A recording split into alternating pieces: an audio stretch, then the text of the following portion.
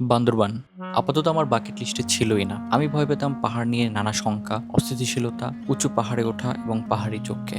তবে প্রতিটি ভ্রমণের শুরু হয় একটি সিদ্ধান্ত থেকে, আর এখন আমি যেটা চাই সেটা হচ্ছে শুধুমাত্র ফিরে যাওয়া। আমার জন্য এই যাত্রাটা ছিল শহরের ব্যস্ততা ছেড়ে অজানার পথে পা বাড়ানোর গল্প। সামনে অপেক্ষা করছিল দীর্ঘ রাস্তা, পাহাড়ের বাঁক আর এমন কিছু মুহূর্ত যেগুলো কোনো পরিকল্পনার অংশ ছিল না, কিন্তু শেষ পর্যন্ত সেগুলোই হয়ে উঠেছিল এই ভ্রমণের সবচেয়ে সুন্দর স্মৃতি। এই পর্বে ক্যামেরায় বন্দী হয়েছে ঢাকা থেকে আলীকদম পর্যন্ত একটি দীর্ঘ যাত্রার প্রতিটি অনুভূতি এবং কিছু গল্প।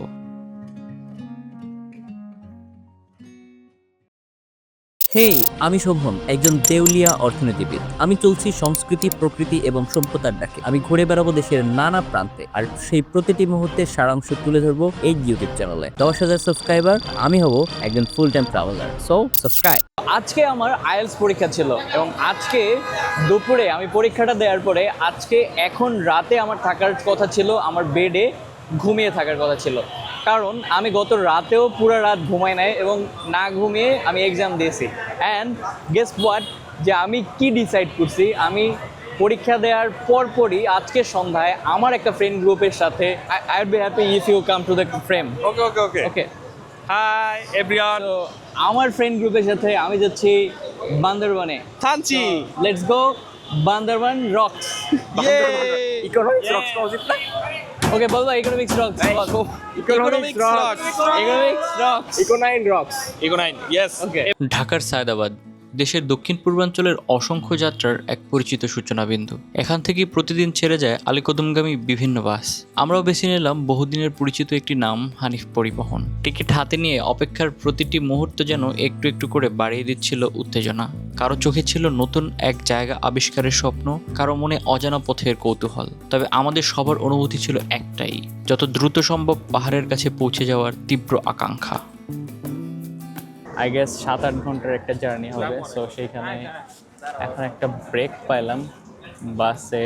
আই গেস এটা হচ্ছে কুমিল্লাতে, and this is a famous hotel. আমি এর আগেও ভিডিওতে দেখেছিলাম, hotel Noorjahan. So let's have a time to get refreshed and relaxed.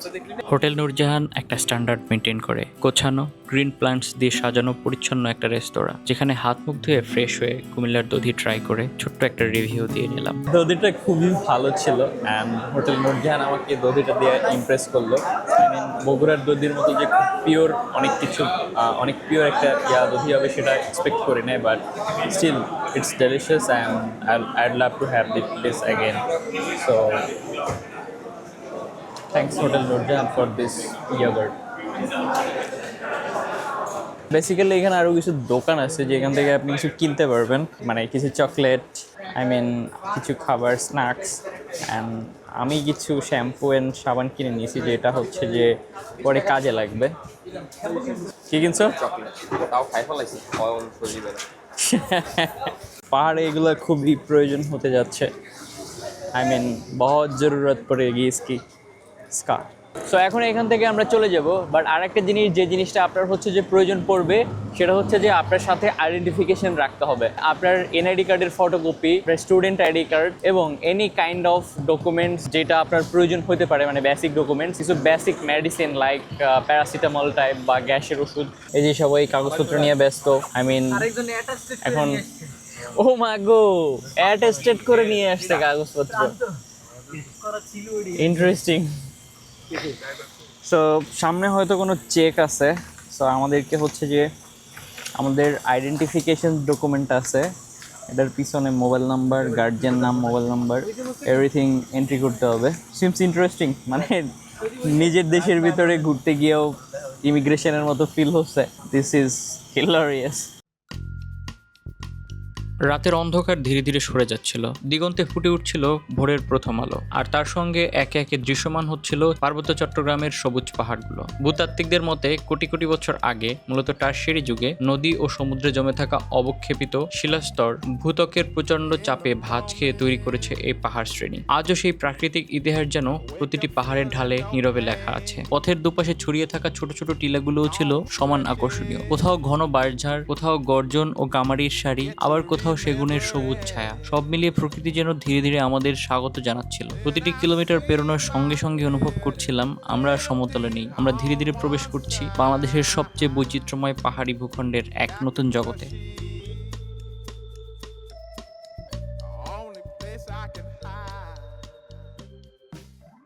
আর একটা ব্রেকে আছি, এটা হচ্ছে সেকেন্ড ব্রেক। এখন 60 থেকে 70 কিলোমিটারের পথ বাকি আছে, স্টিল আরো 1-1.5 ঘন্টার পথ। এর ভিতরে যেটা হচ্ছে যে আনন্দদায়ক ব্যাপার সেটা হচ্ছে যে আমি বাসের জানালা থেকে কিছু পাহাড় দেখতে পাচ্ছিলাম, মানে আবছা আবছা দেখতে পাচ্ছিলাম এবং উঁচু উঁচু পাহাড়। আমার একটা আফসোস ছিল যে আমি যতবারই সিলেটে গেছি আমার একটা আফসোস ছিল যে আমি কোনো পাহাড়ে উঠতে পারি নাই, কারণ পাহাড়ের গোড়ায় গিয়ে চলে আসি বা পাহাড়ের নিচে গিয়ে চলে আসি কিন্তু উঠতে পারি না, কারণ সবগুলো পাহাড় ইন্ডিয়ার ভিতরে। এখন যেখানে যাচ্ছি এই পাহাড়গুলো আমাদের। যাত্রা শুরুতে তোমরা দেখতে পাইছো যে সিদ্দিকের পাশে একটা মেয়ে বসছে না, সে কিন্তু তার হাজবেন্ডের সাথে ঝগড়া করে আসছে এবং সে চলে যাবে এই নিয়ত করেই সে আসছে, কিন্তু পরে তার ছোট দেবর সে তাকে অনুনয় বিনয় করে নামাই নিয়ে গেছে এবং সেই টিকিটটা 2 বার বিক্রি করা হয়েছে। এখন আপাতত সিদ্দিক সিঙ্গেল। মিস্ট আলী কদম আসার জার্নিটা খুবই সুন্দর ছিল এবং ভয়াবহ একটা ডেঞ্জারাস মুহূর্ত এটা। আমরা অনেক ফিল করছি, অনেক আমরা ইউটিউবে ভিডিও দেখছি অনেক। অবশ্যই মেয়েটা তো অনেক সুন্দর ছিল, এমনি ভয়ঙ্কর সুন্দর ছিল। আমার আপাতত রিয়েলাইজেশন হচ্ছে being able to sleep while traveling is a blessing and I am not blessed.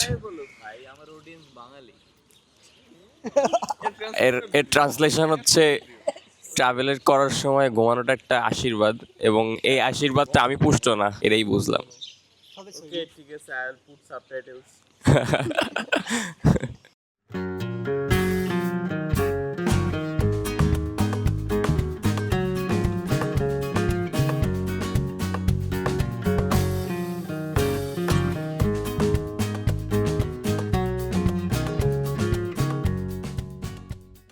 একটা ইন্টারেস্টিং ফ্যাক্ট হচ্ছে আমরা এখনো পাহাড়ের ওঠা শুরু করি নাই, বাট কিছু ছোট ছোট টিলা দেখতে পাচ্ছি, যেই টিলাগুলোতে এমন এমন বিরল কিছু গাছ দেখতে পাচ্ছি যেই গাছগুলো আমি আমার জীবনে প্রথম দেখতেছি।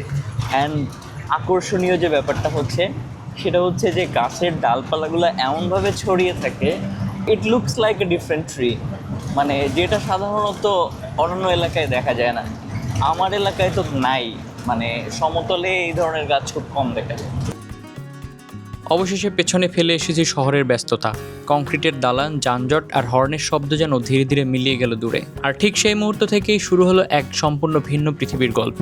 রাস্তা যত সামনে এগোচ্ছিল প্রকৃতি যেন ততই তার আসল রূপ উন্মোচন করছিল। চারপাশে শুধু সবুজ আর সবুজ। আঁকাবাঁকা পাহাড়ি সড়ক কখনো ডান দিকে মোড় নিচ্ছে, আবার কখনো বাম দিকে হারিয়ে যাচ্ছে পাহাড়ের বুকের ভেতর। প্রতিটি বাঁক যেন নতুন একটি দৃশ্যের সঙ্গে পরিচয় করিয়ে দিচ্ছিল। ধীরে ধীরে আমরা সমতল ছেড়ে উপরে উঠতে শুরু করলাম।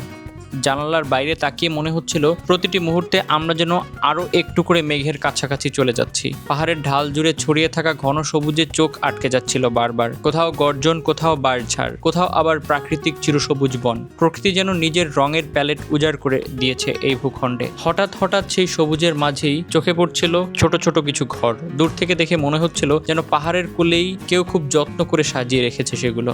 ভাবছিলাম প্রতিদিন এমন দৃশ্য দেখে ঘুম ভাঙা আর সন্ধ্যায় এমন পাহাড়ের দিকে তাকিয়ে দিন শেষ করা কেমন হতে পারে সেই জীবন? শহরের ব্যস্ততা থেকে কতটাই না আলাদা। সত্যি বলতে সেই মুহূর্তে আমি ক্যামেরায় যতটা দৃশ্য ধারণ করছিলাম তার চেয়েও অনেক বেশি কিছু অনুভব করছিলাম। এমন কিছু অনুভূতি যা হয়তো শব্দে পুরোপুরি প্রকাশ করা সম্ভব নয়। মনে হচ্ছিল বহুদিনের এক অদেখা স্বপ্ন ধীরে ধীরে বাস্তব হয়ে উঠছে। বুকের ভেতর এক অদ্ভুত শান্তি, আবার একই সঙ্গে এক শিশুসুলভ উত্তেজনা। আর ঠিক তখনই বুঝতে পারলাম ভ্রমণের সৌন্দর্য শুধু গন্তব্যে নয়, বরং সেই পথে লুকিয়ে থাকা প্রতিটি মুহূর্তেই।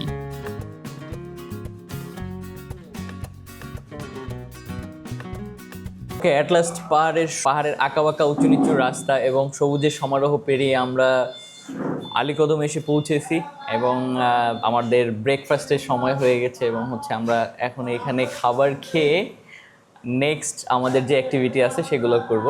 সো দ্যাট ওয়াজ ইট। দেখা হচ্ছে পরের ভিডিওতে।